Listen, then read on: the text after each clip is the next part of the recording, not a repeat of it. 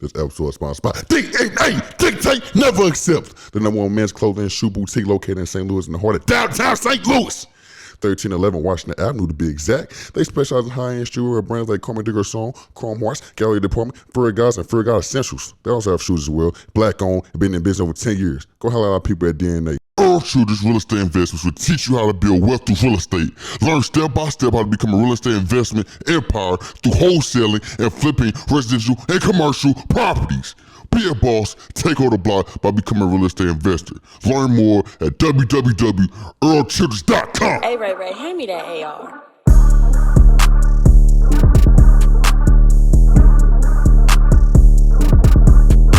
You are now listening to Off the Rip. Off the Rip, hardest podcast right now. It's your boy Earl The Artist. What's good with it, man? You got staff here. And we got a special guest. We got the whole team here. I'm going to let you guys go ahead and introduce you guys. Sir. All right, well, we're the guys. My name's Blake. I'm Bo. Tommy, okay, cool. We got the guys this week. Tell us how the name came about. Yeah, it started with a group chat of ours. I think it was us three and one of our boys, Jaybird. We'd always been high school friends and stayed friends all throughout college with a bunch of other guys, but we always had a group chat called DaGuys. So even before the YouTube channel, before any social media, we had like a text group called DaGuys. The YouTube was originally named after just my brother Blake, and then we kind of switched it. How are we going to make it more inclusive? And it was just natural that the first name we picked was DaGuys because we had always just kind of had that. For sure. That's simple. Nothing, you know what I'm saying? Nothing too spectacular. Okay, so how did you guys all get into basketball? I started since like 6th grade. I think we had all played basketball together in some light. We all played high school basketball. Played for the high school, won a state championship together, and Tom was actually the manager at the time when we were a senior in one state. So that's how we all became close through all that. And then I played college basketball, went on to play at Emory University. So basketball's always kind of been a part of what we do, and I just kind of like had a natural transition to like content where we thought we were funny, always entertaining, and it's based on our friend group, but also we can hoop a little bit. And to combine the two is perfect for us, I think. I swear to God, every time that question comes up, it gets brought up that I was the manager. Hey, but it's crazy. They're like, hey, he's a scrub. No, it's not even that. It's like, Hey, not from the highlights we see. that's what I'm saying. It's like a redemption. We be seeing you out there balling. Yeah. It's an integral part because, like, I mean, it's just funny that he basically transformed from our manager to now hooping. So, like, I mean, he played, golf in high school. It's like you, like, remind people that sometimes, too. Like, when they get in your face, like, you remind them that you're a golfer. But, I mean, Tom hoops, so don't sleep on them. That's what's up, though. That's crazy. I want a state championship. Congrats, because I know that holds a lot of weight. You know what I mean? Because ain't too many people holding one of them state chips. How was the feeling just doing that with the guys? You know what I mean? I know that road to victory is a tough road. So how was that feeling for you all? Yeah, I'm sorry. It was special. It was special. I mean, everybody when they go to high school, like, you know, coming out of 8th grade, you never like put on a ring before, so you're like, wow, it'd be so cool to have a ring. So I feel like that's everybody's high school goal, is to get a ring. And so being able to do it in basketball, one of the hardest sports, it's a great feeling. I mean, especially in St. Louis, like everybody's second question when you say you're from St. Louis is, oh, what high school did you go to? Yeah. Oh, I went to CBC. I played basketball. You know, what sports did you know? So being able to win state your senior year in basketball is like special. Yeah, on top of that, you guys had like, 7 or 8 seniors on that team. So, like, I feel like we were all really close to each other, and I get to win state with my brother, too. So, I mean, it's like an indescribable feeling for sure. Yeah, there was so many like stories to it, and I think that's part of the reason why a lot of us are still close now and do like the guys and all still work together in some aspect, is because just like this idea of like, you know, working really hard for something and all really paying off in a state championship was crazy. Just kind of the start of something really big. Yeah. That's what's up. So right on that high, winning a state championship, going into college, what was the original plan? Okay. I heard it first. I moved my shoe up. Y'all over here acting I went like up. this, bro. Acting up, bro. It's like, hold up. To the next question. So That's my bad. Who for it? That was my shoes, bro. I moved my shoe up like that. I'm doing it. We blaming it on the shoes, y'all. I'll do it again right That's now. on the kicks. You clean it up, y'all. You clean it up. When you gotta double down, you gotta do I'm like, come on, do the Another part. I'm like, stop. All right, yeah, you're on 10 All right, today. so what was the original plan for college, man? Was YouTube and the guys always a part of this plan? No, it's not. I mean, we all went our separate ways at college, which is interesting. I went to Arizona, but I went to Emory, played basketball there. And then Tom went to Mizzou. But, like, we would always come back at, like, during our college breaks, all that stuff. And, like, it would be the same group hanging out. Like, it would always be the guys. Like, Bird would come back, too. So, I mean, we never really had a plan to, like, do YouTube. I mean, Bo can kind of go into, like, we had, like, this TV show that we were, like, planning as well. So, like, there was always, like, content involved. We just didn't really know, like, all right, YouTube's our outlet. And then that kind of just formed almost after college. So, I mean, Bo can kind of, like, go into that. Yeah, I mean, I think I can speak for me personally, everybody else. I think we all had our own kind of plans going into college and going out. Like, we all wanted to, pursue some sort of, like, business or something on our own. But I think the core of what we've always kind of done is, like, with our friend group. And we always thought we were just, like, super entertaining just as people. Like, we'd go out places and just, like, we could tell we were kind of, like, just like the vibe was so much different than everybody else. We'd always felt like we were having more fun than everybody else. People like loved to be around us, and we were just like, okay, how do we make this into something that we can share with other people and like good like content wise? It was more about that. So initially, we actually had tried to get like a TV show going out of college. So I went through like a production company in St. Louis and everything. Like wrote up like a tentative idea of what the TV show would look like based around our friend group. Like talked about roles for each guy, like all this kind of stuff, like had it all in the works and basically like was close to like actually making it happen. And the producer that was like kind of working with us happened to just move company, so like all kind of fell through. But I think that kind of started it for us. We're just like, okay, even if this doesn't work out, like maybe we just start like something YouTube or something where we just make our own videos and do that. So that's kind of the cool thing about the guys, like our core content, regardless of the basketball, we do prank, whatever type of content we do, it's always, the core is like our friends. Like we're always going to be entertaining, and we're very like just natural because like that's what we've always done. We're just figuring out a way to do it on YouTube and now TikTok, Instagram, all that stuff. How do we just convey that to the rest of the world? We're still going to be the same us though. Yeah, that's what's up. So why basketball content? Because I'm not gonna lie, it's a trend now on YouTube. Like you look up, everyone's making basketball content. Like what makes you guys so unique and stand out from the other content creators that do basketball? Yeah, for sure. Like if you watch our first couple of videos, like basketball was not how we started. Like we just tried to do we maybe did some like basketball trick shots, but we had a bunch of different types of content, just trying to figure out like what our, not our niche, but like what can we really do that sticks. But for us, like we said, basketball has just kind of always been a part of what we do anyway. Like we did that for fun. We'd be in men's leagues. We'd play competitively and all that. So in my opinion, I think it's the perfect mixture of like both our friends and our talent, where we're pretty good on the basketball court, but none of us are going to the league. Yeah. But when you throw in how entertaining we are, we're funny, we're fun people to be around, and we can put that on the basketball court through like our mic'd up content, through what we do. I think it's just a perfect mix of the two. I think there's guys there's basketball YouTubers that are maybe more skilled than us, but I don't think they're at that level of entertainment. And there's some guys that, maybe go over the top entertainment-wise, but I don't think they can hoop like us. So I think we're the perfect mixture of the two. We can, we're going to be funny, we're going to entertain you, but at the same time, hey, we might mess around and beat you guys. Yeah, let them know. Let them know. I seen it. I was seeing you guys balling out in the Tropics uniforms with the wigs, and the guy got dunked on. He was like, "This is a tick. It's a tick." We're gonna give him another one. So with all this crazy controversy, the stuff that goes on to the court, like, what do you guys think was like the wildest experience you had like while recording content? And there's been a couple. I think for me, like the first time we kind of collaborated with Devontae Friga, who's like, if you guys have heard of him, there's a big YouTuber in the basketball space. We were just so new to everything and didn't know like what YouTube and that kind of stuff was like capable of. And the first time we did like a park takeover in St. Louis with him and just kind of advertised it and stuff. And we basically, if you guys aren't familiar with his type of content, he always does park takeovers. So he invites like a big crowd and he gets like, hundreds of people to show up. We didn't think we were capable of doing something like that. So we get in the car with him and we're pulling up to like Manchester Park, and we just see hundreds of people lined up like ready to like cheer us on to play like basketball out in the park. So we're like, this is insane. So we walk out the door, I'm just like, wow, like we really did this right here. And that was just like a surreal moment to be playing like, at this level, high level basketball, but also just drawing that big of a crowd, which was just absolutely crazy. I definitely feel that. So in starting the guys in the brand, what was some like the biggest challenges you all faced? Because we know, especially at the level y'all at now, I know it's had to been some hard times and hardships trying to create this brand. Can y'all talk about that?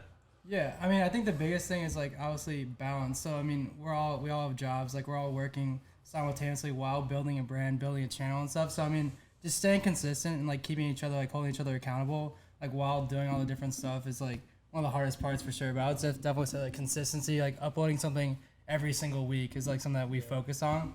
Like we held each other accountable. That's why I like having like the guys having like Bo and Tom here with me, because like there's times where like I didn't want to upload something or like I didn't want to do something, but like they held me accountable and like kind of like pushed me to like be better. And like I don't know, I can just thank them for that. But I would say like consistency would be the hardest thing. Well, yeah, piggybacking off of that is just like getting off the ground, like being consistent, getting off the ground. Like I can't tell you how many times it's been easy just to throw in the towel and be like, we've had 500 followers for the past, 6 months. Like, and we've uploaded every single week. When does this no longer make sense? And there was never a point for us that it no longer made sense. And like, there's so many, like, I can't tell you how many times I got laughed at during that first 6 months, because it's no different with anybody. It's no different with, starting a company, starting a podcast. You're gonna pour money in and not see a return for, who knows, the first 2-3 years. But like, consistency is key, and that's where they deserve so much credit. It's just, never once said, hey, maybe we don't upload videos anymore. It was never even crossed the mind. Yeah. We were talking about that on the way here though. Yeah. We always just believed like we could be something bigger, and like we just kept like uploading no matter what. And by no means are we there yet or over that hump, but we're getting there. I definitely feel that. And when you said laughed at, because I feel like we in a transition now where we might be where y'all was starting off at, where we trying to get our stuff off the ground to like where y'all at. Who was like the ones laughing? Was it the ones closer to you, or like, because I feel like sometimes them be your biggest haters. Yeah.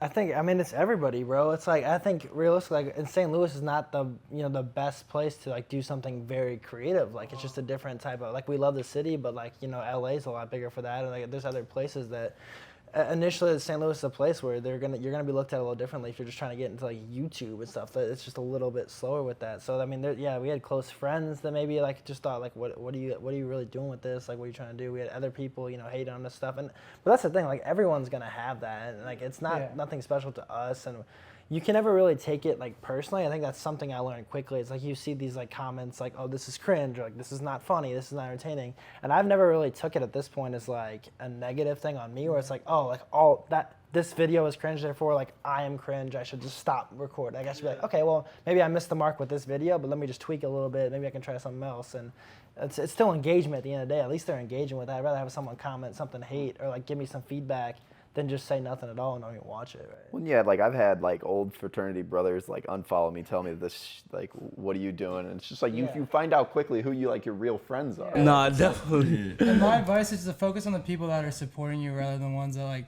aren't supporting you. Because like when you're starting, like it's easy to be like, oh, I thought they would like repost this for me. Like I thought they were like friends with me. But like just focus on the people that are reposting your stuff and like really care about those people, because those at the end of the day, like those are your day ones. Like those are the people that actually care. So I definitely feel you on that. What I would say. And now, my fault, I was about to talk. I was about to say, even though the city doesn't show as much love, I see y'all still are really interacting with the community and like just making sure y'all are supporting and giving back to St. Louis. What's so important with that, and what's the reason you all do that? Yeah, that's the thing. I will say too, like St. Louis does show a ton of love. Like we love love for St. Louis and everything there, and that's always something like we always wanted to give back to the city that's given us so much. And that was kind of like a core of what we do. Like we want to spread positivity. We want to like encourage people to chase their dreams, but also just show that like despite what we see in the news from like the mass media and everything else, there's a lot of really positive stuff going on in St. Louis, and there's a lot of like cool stuff that people in St. Louis can follow and get into that's really good for you and can really be conducive to the whole community. So that's just cool for us for sure that we can kind of be a part of that, highlight some cool stuff. And it's cool to see the city get involved too. Like the more stuff we do, the more people will reach out to us within the community, and we can kind of get involved more and more. I've always been a part of like adding to the pie and making it bigger and bigger than trying to make it this competitive thing. It's like why do we need to go against each other? Like let's all work together and make something big. Man, preach. Well, you about to say something? Yeah, and I mean, the support in St. Louis has been everything. Like we got our start kind of like in the Show Me League, if you guys are familiar with the Show Me League at all, and those are kind of the guys that really started supporting us first and like commenting on videos, commenting on stuff, like talking to us, telling us, it was funny. So like that support means the world. We just played in like TBT or whatever, and all those guys rallied around, told us, the next day they watched the games, commented on the games, said we look good doing this, And so that's something I'll never forget. It's because it was an area that none of us were familiar with by any means, but we were welcomed in, and they supported like the whole YouTube content, even though it was like basketball shit talk and like all that sort of thing. But they loved it, and we love all those guys. Nah, they said y'all stamped in St. Louis though. I know the Show Me League, the trenches. And, well, I finna say there ain't a lot of white guys going down there to play ball. So, I finna say, what made y'all go down there in the first place, like to start playing ball down there? Was it? I know it's probably Jay Bird, was it? No. I think it might have been Chris that invited us. He saw some of our content, and he might have like. Well, it wasn't always there. Like they had the league at Shrewsbury for a while, and so we wanted to play in the league. And then, I mean, for good basketball in St. Louis, you may have to go outside of your comfort zone. And we're all like very competitive basketball players, so I don't think where the league was ever like a problem. And I think they liked us showing up. We didn't let the area that it was played in dictate whether or not we were going to show up and play. So but I think the director of the league, the CEO of the league, just DM'd us on Instagram when we were still pretty small. He did. It's like, hey, you guys should play in this league. How is it like playing in that environment and playing against them guys? Because I know it's a lot of local STL legends playing in there, people that's killed in high school, killed in college. You probably got some overseas pros coming back home and playing in that league. How is it like playing in that Show Me League? Bro, I love it because it's such a different vibe than like what anybody's really used to. It's definitely not your typical men's league. Like and credit to Chris because he runs it very well. He's got YouTube videos dropping for every game they play, stats going out, like a cash prize. Like he's doing this on another level. And people see that maybe at like the gym and he's working on that, but it's like, dude, there's so many other cool things about the Show Me League that like people don't give credit for him for. And bro, it's just awesome for me because like you said, it's like a whole people that from St. Louis that maybe are not even like not currently playing in college or not playing in the league are probably playing in the Show Me League or at least like something close to it. So you go up against these guys like that are nice every day. Like Deshaun Munson averaged like 40 in college, bro. Like that kind of stuff. Like play against the Balls Life Midwest squad. So it's cool to do that, and it's cool to do it in an environment like the Show Me League. Like it's just a whole different. When you go in, you just gotta kind of like be part of it to experience it. But like it's a different vibe, man. You got guys like on the court cheering you on. Like you got concessions going on. Like, well, and it's so many cool, funny people too that we would have never met if it wasn't for the Show Me League. Like so many great relationships built from that alone that I can see myself being friends with these guys. It's more of like a family vibe. No longer too. whenever we don't play basketball anymore, whatever. So many cool people. That's what's up. So with the success of the brand and gaining like some of the influence in the city, what was like a defining moment that you guys knew your brand was going in the right direction? That's a good question. I wouldn't say anything like specifically. Like there wasn't like a specific time where like, oh, like we have some traction now. But I'd say when we did our takeover with I was gonna say the Frigga Park takeover, which I already kind of touched on, was the first time. That one too, but I mean the Not So Air Jordan one too. Like that was like the first time that we did like a run on our own, where we had people like show up too. Yeah, that was pretty cool. That was true. So we did. Yeah, we went to Dallas, and we were just already going there anyway, just visiting with our dad for a race, and we just decided like, hey, we got to shoot a video this weekend. Let's do something. There's a guy, Not So Air Jordan, a big YouTuber in the area. We had been DMing back and forth like, hey, where are you from? He's from Dallas. It worked out perfectly.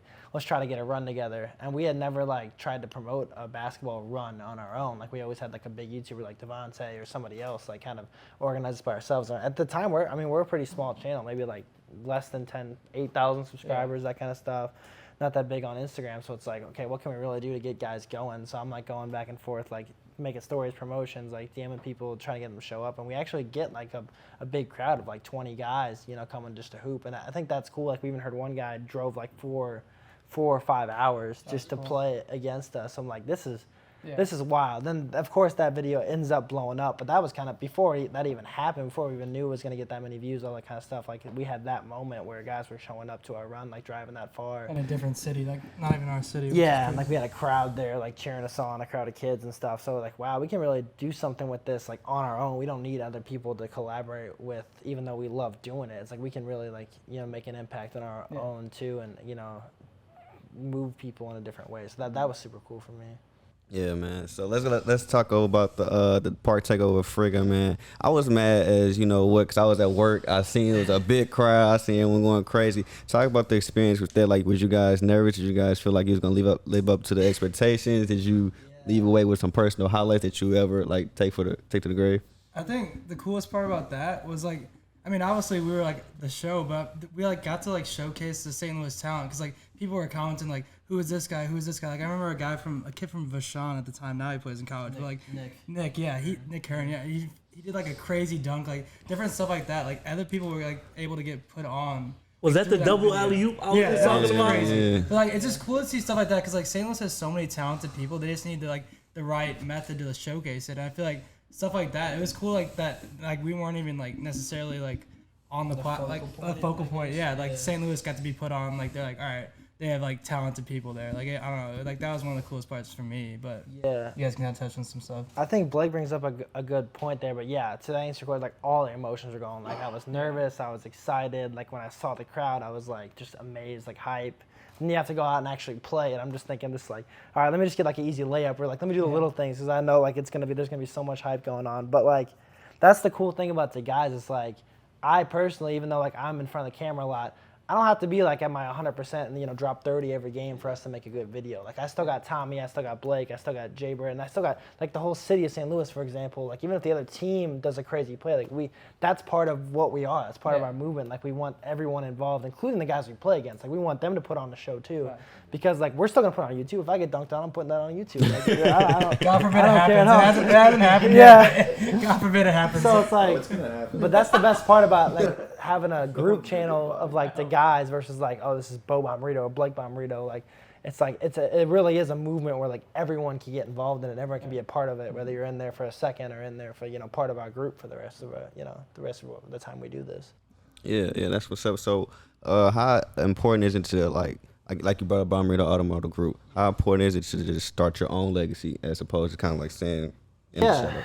Yeah, for sure. I think that used to bother, me at least, probably Blake too, a lot more than it does now, like kind of separating ourselves from there. Because I think we kind of have. We've shown that like what we do and through our social media content is, very exclusive from my dad and stuff. But we have to acknowledge, like, he does like help us a lot. And like we kind of just have to use the resources we've been dealt. And so I've kind of learned now, it's like, okay, this has happened. Like I'm not going to be like, try to hide it anymore or try to, I might as well just use like the cards that we've been dealt and try to use it in a positive light and give back to the community in the way we know how. So like cards have never been like my strong suit and that kind of stuff, but I love like the entertainment, I love the social media aspect. So it's important for sure to like, make our own legacy and you do this and that, but at the same day it's like we're just doing what we love and like do it using the resources we have. And if Bomberito Automotive Group would help us in some way, like that's awesome. I'd love to help like give back to them in some way too, because like it's part of us in some way. But at the same time it's cool to be doing our own thing, and we're definitely like doing that right now. No, I definitely feel that, and that's special that you all want to do that and just make sure y'all help out the ones in need. So that's major because y'all definitely have made a major impact in the city in all types of ways, you know what I mean? But just back to the content-wise, how did y'all get into like the trolling and the costume and stuff? Who came up with that idea? Like, it was so hilarious when y'all start wearing the costumes and all this and everything. Like, you be having everybody dying. Who came up with that idea? Bro, so the Jackie Moon, like the semi-pro, like that movie, if anyone's not familiar, like why we wear the wigs and stuff, it's based off the movie Semi-Pro by Will Ferrell, like Andre 3000 and Woody Harrelson. So like that, we've loved that movie for like 10 years now. We have our own tournament called the Bomberito Mega Bowl based off the Flint, Michigan Mega Bowl in the movie. So it's like we've always been a fan of that. I think that was always like a kind of like a dream of ours, like a goal to be like, okay, one day we should just dress up in semi-pro outfits and play. And like it just caught on like so well. It's like we showed up to a men's league one day and like people loved it. And that's the reason. Like I knew the movie so well. Like I've watched it probably like 10, 20 times that I just know all the lines word for word. So I was out there saying lines and people think it's like hilarious. But like this is just natural. Like I've seen the movie so many times that I can do whatever quote. So I think for us it just kind of came like just random ideas would pop up. Like we had a men's league showing up, and it'd just be out of the blue. Like, should we wear the semi-pro fits? Like, yeah, let's just do it. Let's show up. And that's that's the best part about YouTube, man. That was like a lot of our videos, we don't really plan them all the way through until like the day of, and it turns out to be this like viral video or like sensation and stuff. That's the cool part about YouTube, like the spontaneousness of it. I feel that. I definitely feel that. So recently, y'all just played in the TBT. How did the TBT come about, and how did y'all put that together? Because that's like, I feel like y'all really stamped yourself in St. Louis after doing that. Like, that's definitely major. And I know for the rest, you know what I mean, until y'all done playing ball, that would be in y'all name. So y'all running that right now. And congrats, man, because, you know what I mean, not too many people able to do that. That's major. So how did that come about, though? For sure. And just to give some background, TBT, basically, if you haven't heard of it, it's like a tournament they play for $1 million on ESPN, on ESPN's platform. I mean, it's made of basically like the most talented players outside of currently playing the NBA, college basketball. So for us, it was like, where we're at right now, like no longer being able to play college, not being able to make the NBA, it's like the highest level of basketball we can probably play, right? Yeah. So for me, it was probably like 2 years in the making. I think I wanted to like do this, and even before that, like in high school when I first saw that, I remember talking to like Jordan Barnett, Josh Webster, Jordan Barnes, who played in the TBT this year. I was like, that year I was telling him in 2014, like one day I'm gonna play in that. We're gonna play in this. I don't know how, I don't know when, but like we're gonna get in this somehow. So you spoke it into existence. Yeah, and it's crazy to think about that. Like 7 years, 8 years later. But it's a lot of work, and people don't realize like just to get in the first place. Like it's basically like a NCAA selection committee that's deciding these teams, and they haven't seen us play ever. Like they don't have a whole season to base off of like whether they should let teams in or not. So we got to sell ourselves in different ways. So like I had to build a team and create a story like. Okay, around our YouTube channel, we got the YouTube channel, so people are going to tune in, but also we're going to make it around the entire city of St. Louis. So now we got like a whole city behind us, a potential fan base of the entire city, and frame it kind of as like St. Louis's closest thing to a professional basketball team they're going to get. And hopefully, through showing that support, we can kind of show the world that maybe St. Louis deserves a real professional team.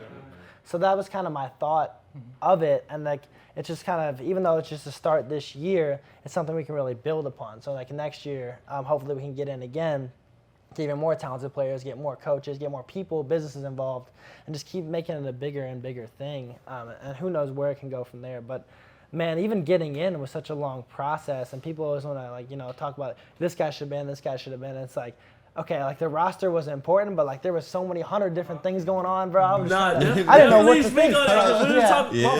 Yeah. Go ahead. It's like just being like a general. I was just saying that you're good, but like being like a general manager and stuff, there's like 100 different things you got to worry about, and the roster was definitely important. But I was like, hey, I made a roster that could get us in the tournament this year. I'll figure it out next year how we got to tweak it. But I mean, we did our job for sure in that sense of the word.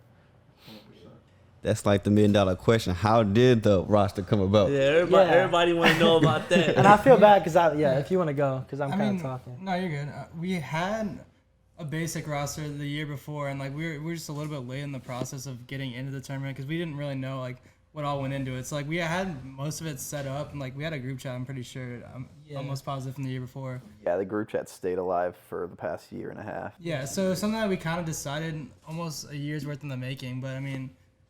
Coming down to finalizing, there's definitely some tweaks at the end, but Bo can like go more into that, I feel like. Yeah, I think we always kind of had there was a core group, I would say, like probably the CBC guys, so like a Jordan Barnett. Mm-hmm. Brighton Hobbs was always like kind of the first people I went to because he was already involved in like the content world with Ball's Life Midwest Squad, and he knew a lot of people well connected in St. Louis, where I was like.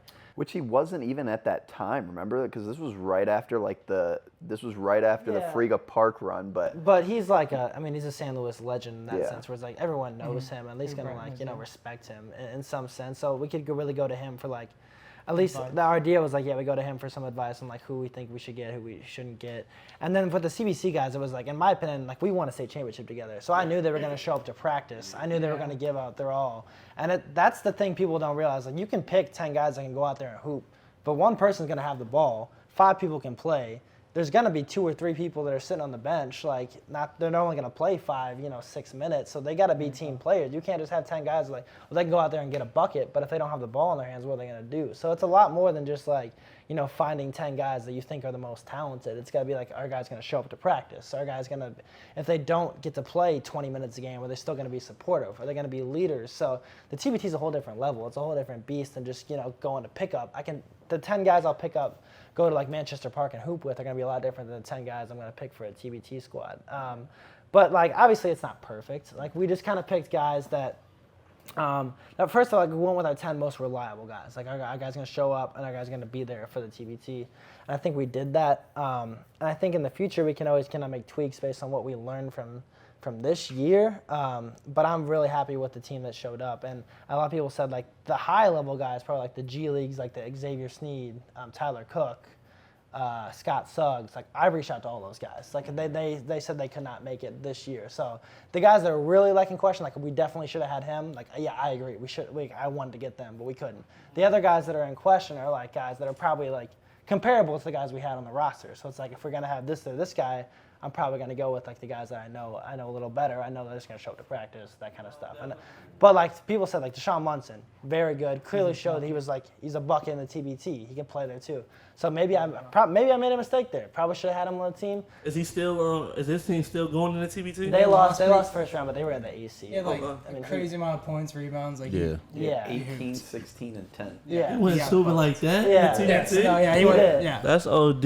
So I'll admit, like, I can admit I was wrong there, but it's like I'm gonna be wrong. Sometimes it's our first year ever doing this, right? So we'll figure it out for next year, and I think that's why I want people to realize, like, don't come at us and try to burn this bridge where it's like I'm trying to learn just as much as you guys are. Like, maybe next year we can consider it in some sense of the way, and we want to get more and more people involved. Even if you're not on the roster, I want you guys to help and get involved some way. But yeah, I feel it though. That's how St. Louis is though. Everyone's gonna, it's a show me state. But again, credit to Munson for keeping his head down and getting in the TBT. I mean, it wasn't like he probably found out he wasn't on our team, but still probably kept his head down, making phone calls, did whatever he had to do, and still played in it for a team out of Chicago. Yeah. So credit to him for going there and balling out. And shout out to Pep too for stepping up and coaching us too. That was big time. Yeah. So aside from the roster picking, what other challenges you guys had to face with the TBT ahead? Yeah, there's a ton, man. Like, so they judged off of like 4 criteria, like the fan support.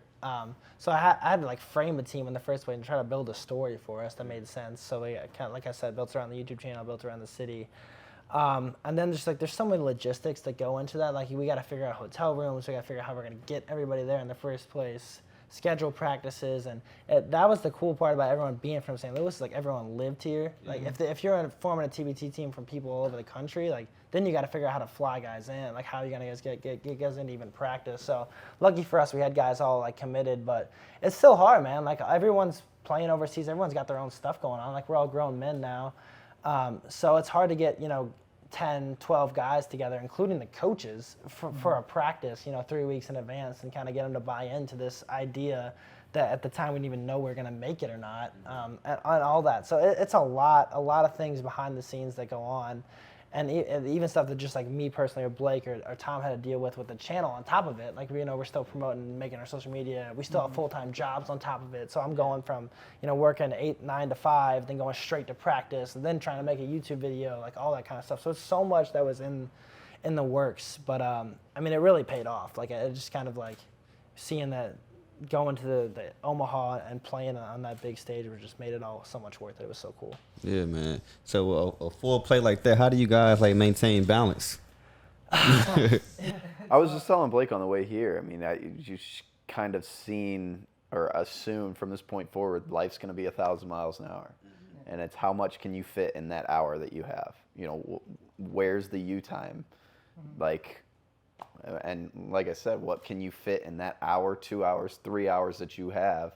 Yeah. You got to find a way to get it all done. I think everybody's going to have their own personal way of doing things. I think for me, it's like you got to take it one step at a time. It's easy to look at I got 100 things to do today. Well, it's more just okay, live in the present moment right now. What do I got to do this minute? What kind of task do I have to do? And then really prioritize. It's what matters the most in that day is what I'm doing right now. Is this a time waster? Is this really contributing to what their ultimate goal is? If it's not, then just kind of just get that out the way. You eliminate those kind of distractions and stuff. But it's hard, man. No one there's a reason that we're successful. Is we're doing hard stuff for sure. Yeah. But you got to maintain balance and stay positive. On top, going off what Bo's saying, I feel like if it was easy, everyone would do it. So you kind of have to basically do stuff that other people wouldn't want to do in order to create something great. Because like I said, if it was easy, every single person would be making a YouTube channel, doing all that type of stuff. So you kind of have to put yourself out of your comfort zone, do stuff stay up late, finish videos.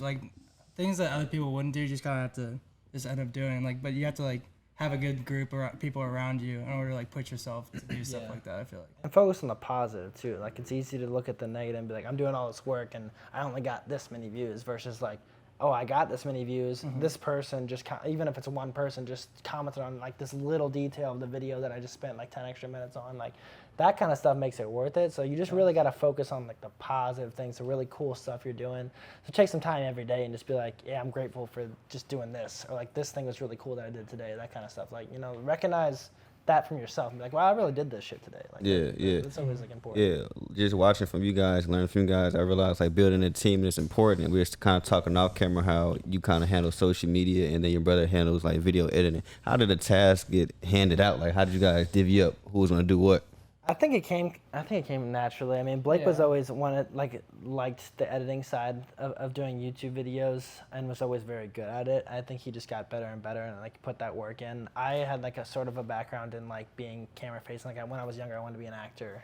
That kind of stuff. I was in plays, that kind of stuff. So I loved being like in front of the camera, and then like the TikTok and social media stuff just kind of came as like I just saw a need for it, so I just decided to just try it and you know do it, and I ended up getting better and better. But at first I was not good, so like and no one's gonna be like perfect at it to start. I think we just kind of we were really good at like being like communicating and kind of delegating those roles, and if it didn't work out, we kind of bounce ideas off each other, like how can we get better, how can we get that. But it's a lot of just figuring it out on your own, using Google, using YouTube videos, that kind of stuff to do it. And I'll give credit to Tom too. Like he's really just stepped in so many intangible ways that people don't, like it doesn't show up. Like we're not as outgoing as really Tom is. He'll always be the first one to kind of make contact with other people, maybe new guys, sales opportunities, that kind of sponsorship opportunities, that kind of stuff, to where, it's filling in any way he can, even though it might not be like a specific video that he's editing or like a TikTok video, but people find their roles and just kind of buy into those is super key.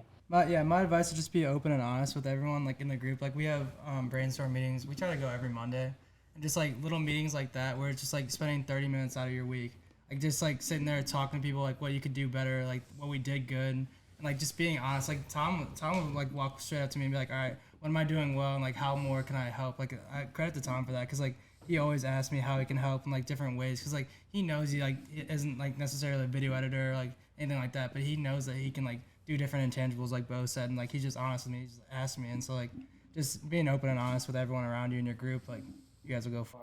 Well, and like that's important too. Like I've always told these guys from the start, I'm not a video editor. Like if it could take me 2 hours to edit a 90-second video, and so like I've never tried to jump out of my comfort zone doing that, because I can't sit behind a computer for longer than 15 minutes unless I'm gaming or something that's like keeping me active. I've got so much like ADHD and like so many other things going on my mind that it's hard for me to sit there and focus on one thing. So I've never tried to like jump out and do that and then tell them like, hey, I'll have this edit done by Wednesday, because I know that's not going to happen.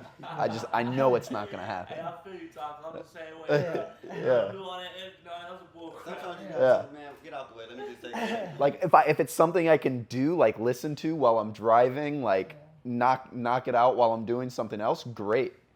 Like I feel like if we had a podcast, I feel like I'd be able to edit a podcast, because I can play it back in the car as I'm like on my way to work, doing other things, like something like that.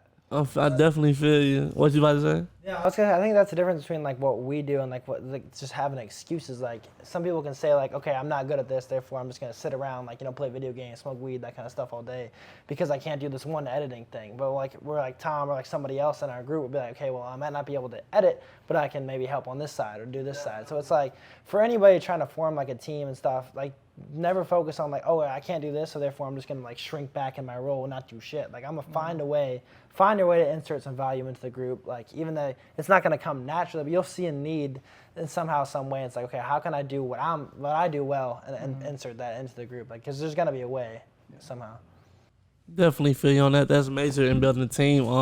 I feel like us in this past year, we just really realized that, and all the intangibles that come with it, on who's really like valuable, you know what I mean, and who, you know what I mean, you're like, we don't really need you around anymore, because you know what I mean, you're not holding no weight. So it really is a lot of stuff that comes with forming a team. So you know what I mean, it comes with life and is learning. Like you said, with the roster, you might make some switches or whatever, because you learn as you go.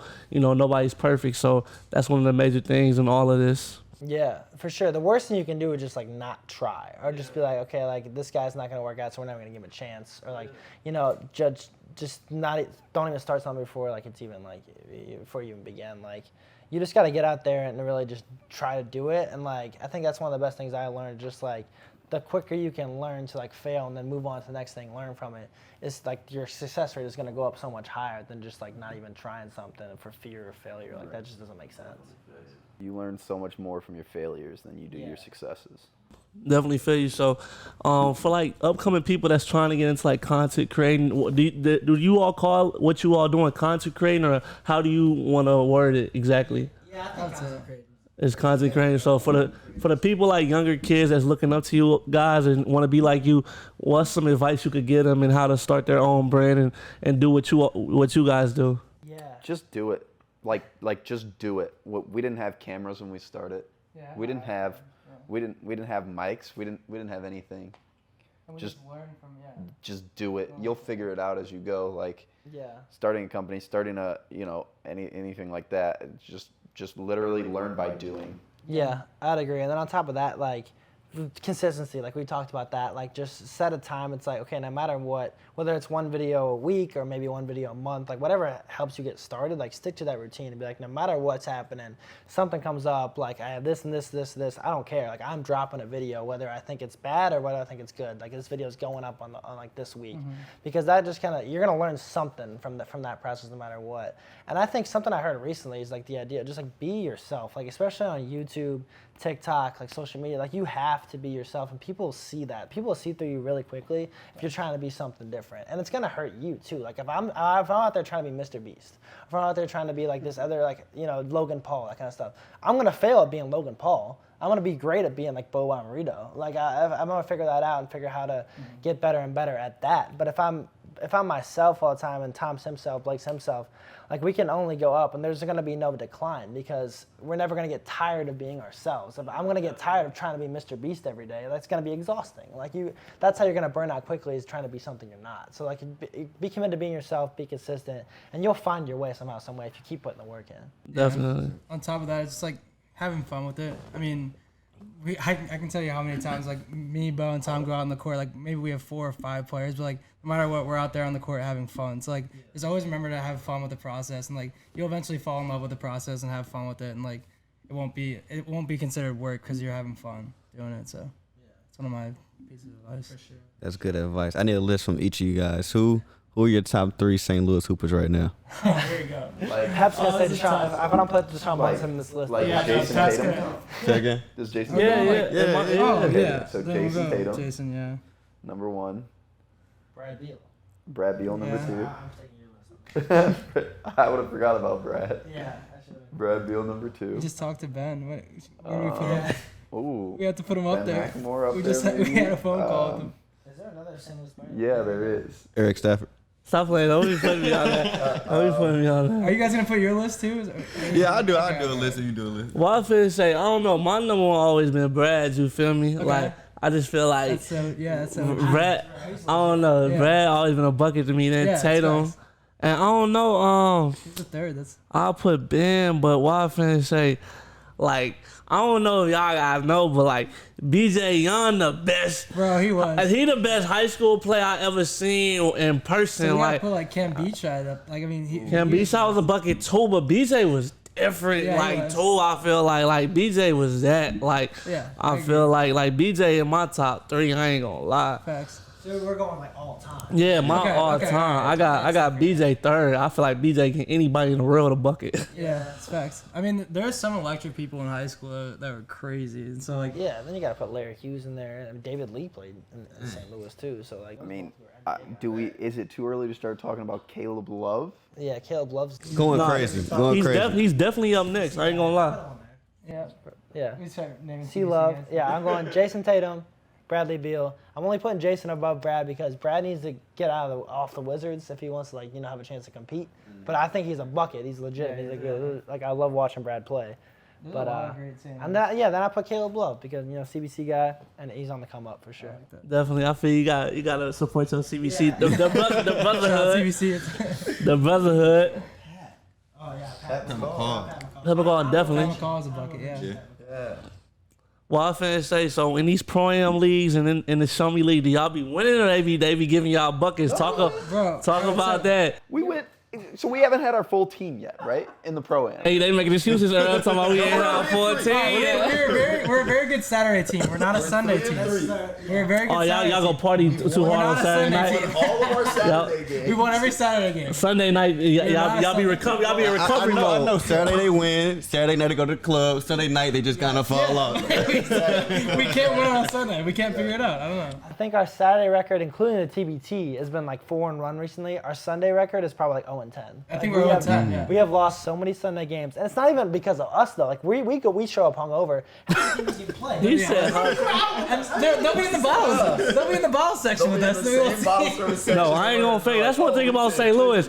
A lot of St. Louis dudes, they don't gotta do no stretching. They can be 20, 29. They don't gotta stretch none. Bro, they just come ready like a kill car and just go kill. Like it'd be crazy. Have you like, seen Meach hoop recently, bro? He's been dropping 50 drunk. That's one person I was low key mad John didn't have on the roster. Bro, I know. We should have. But again, when we were putting it together, he wasn't a guy that we were hooping with consistently. You got to think. We set this up 2 years ago and talked about the roster. Yeah. I think he was in Texas. At the time we had like two guys. I mean, we had Jordan Barnes already. We had Hobbs. So it was We like had Hobbs, we had Josh, so we were looking at bigs. Yeah, so we were really. Josh definitely did his thing in the TBT. Definitely held weight. Well, I say I was a really big fan of his last year at Missouri State.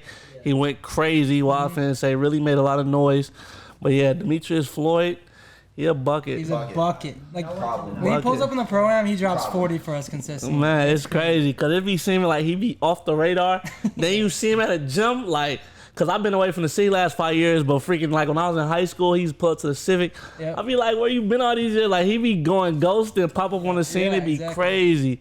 Who else y'all be playing with in these leagues? Who else y'all teammates be? We got Tyler. We got Tyler, who's like 6'9". We call him the Terminator. There's Tyler Cook on y'all team? No, I wish. That'd be crazy. Okay.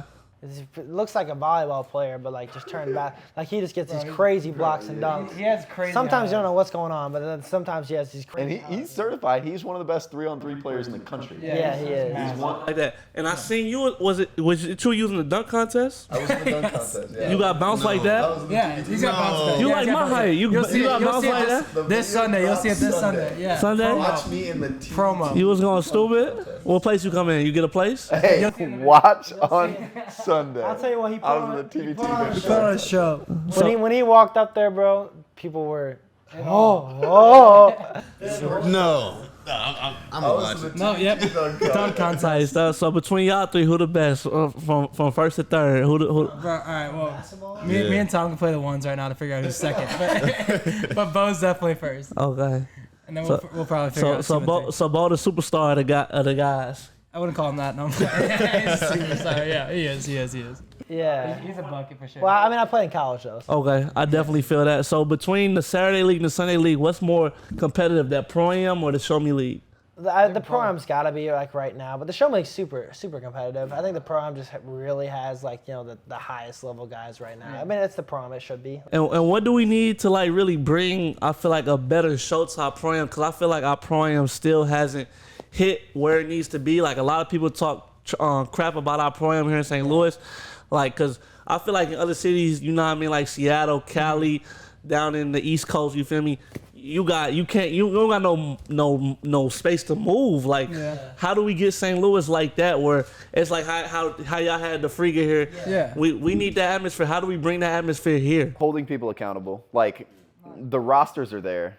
The rosters are there to make it big. The rosters are there to bring in other big names like the Quinn Cooks, the other players who have played in the St. Louis Pro-Am before, but the guys just don't show up. Like, I think the Show Me League's in the right pace in the sense of like recording every single game and stuff like that. Like little content videos like that, like getting people excited to play and like just like putting it on like a bigger platform. So like say like we upload our video or something like that, like little highlights like that. I feel like that would help too, because like everyone saw LeBron play in the Drew League because like all the highlights that were put out because of it. So like I feel like different stuff like that could definitely help too. Yeah, I would also say like I don't like sometimes I get the criticism, but it's like, why are we like, we have a pro-am league, like, why is everyone so quick to just like hate on it? Like, and I think that's part of the reason why, like, I think the biggest problem is like consistency. We need like one person running a league and like building off it. I think there's different guys to, you know, step up to run every year, because one guy shows up and then everybody hates on him. He's like, well, screw this, I'm not gonna do it next year. Like, I got all this hate the whole time. It's like, so it's a lot of different things, but I think it starts with like everyone just kind of like looking for ways to build it up. You can offer criticism, but offer a solution if you're going to do that, and be like, look, I can bring this to you in some way. I'm going to help, or we can help through our videos and promote it, and then offer a suggestion based on just, you know, just spreading hate about it. Y'all got the platform now. Y'all might as well step up to the plate and run it next year. Oh, the running is gonna be hard, bro, because we just got so much going on. If we can get to the point where we can quit our full-time jobs, and then maybe we can run some leagues and stuff. But right now we got so much going on. It's hard to commit to running a league. We want to make sure we do it well. And I think there's a lot of guys in St. Louis area that can run a league really well, and we can promote stuff really well. We just got to figure out how to put it all together. I appreciate you guys coming on our platform and dropping these gems and jokes and farts and things of that nature. But before we go, we want to know the future of the guys. What's the future before we head out? I think that's what's so cool. Like, not to interrupt either of you guys, but I mean, obviously in the near future, basketball. But like, our scope of the future is so broad that I mean, can't tell you one direction it's going to go, because it can go 1,000 different directions. Obviously, we're not going to be able to be on the basketball court when we're 39, 40 years old, still talking shit. But I can just tell you the scope's pretty big. Yeah, I think that's the cool thing about us is like, like I said, it's the core is our friend group. So it's like whether we're playing basketball, whether doing this, and that, like we're gonna have something to do, because like that's who we are as people. But I can tell you one thing we're guaranteed to do is we're gonna be physically on the moon. And like, so we say the guys to the moon, we're literally going on the moon, and we're gonna bring a subscriber. So if you're not subscribed yet, make sure to subscribe. But we're gonna bring somebody there. And I mean, we'll be the first YouTubers probably on the moon. To go to outer space, but no, we're gonna beat them. We're literally gonna go on the moon. So that's at least one thing we got tentatively scheduled, and we'll figure out the rest as it comes. But I feel that. So let the people know you all on social so they can follow you and subscribe to all your channels. Yeah, for sure. So you can search DaGuys on almost anything. We're on YouTube. We're on TikTok with DaGuys YT. So Twitter is DaGuys STL. Instagram is DaGuys STL. Now we're getting into Twitch as well, doing a little live stream. You can check us on DaGuys TV and Facebook too. Anything else? But yeah, basically on any platform, if you search DaGuys, you'll probably find it. I just launched an OnlyFans. Name it DaGuys. Hey, chill out. We gotta quit our jobs eventually. We gotta figure something out. Hey man, can't knock the hustle. They said you could make a lot of money there. Hey, nah, for real. No, this is a good one, man. Like I said, I appreciate you guys coming out. For sure, man. Thank you guys. Of course, man. Off the rip. Let's get it. Off the rip.